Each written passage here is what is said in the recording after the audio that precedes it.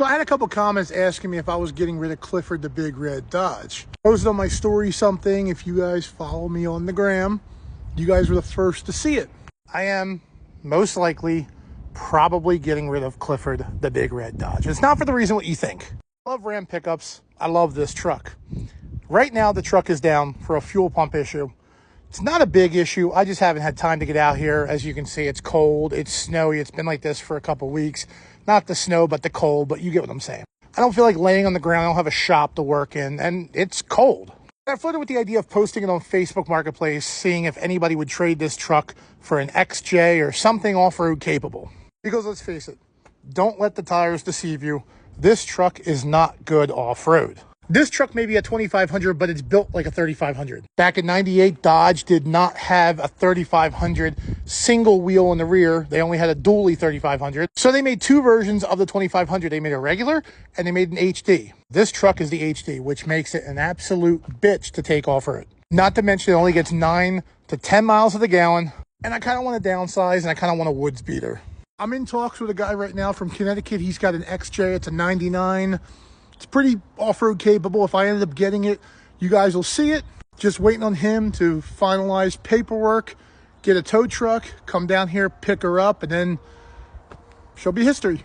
The truck is sentimental to me, no doubt. But for you guys who say it reminds me of my grandpa's truck, it does, but it's not my grandpa's truck. So I was never really attached to this truck as much as you guys think I am. Yes, it'll be sad to see it go, but at the end of the day, I want to keep things fresh.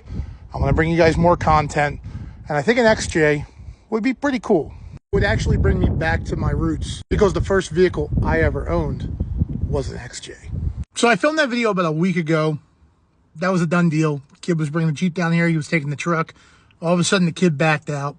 Whatever. The funny thing is, today, when he texted me that he was backing out of the deal because he couldn't get somebody to drive him down here or something like that, I decided to tinker with the truck and see if I could get it running. And lo and behold,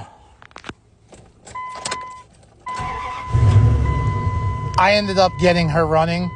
Now, the way that I ended up getting her running is a little bit different than what you would think I did.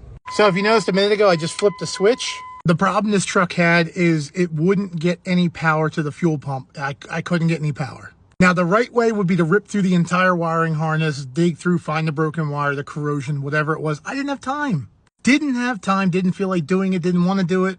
I don't really think any mechanic wants to do it. So I went full race truck. I put in a new wiring harness with a fuse and a relay, and basically every time I flip this switch, I don't know if you guys can hear that, but the fuel pump turns on. When I turn the truck off, flip the switch off, fuel pump turns off. Same concept as a race car, race truck, whatever. You got a fuel pump, you flip the switch. When you turn it off, you turn the switch off.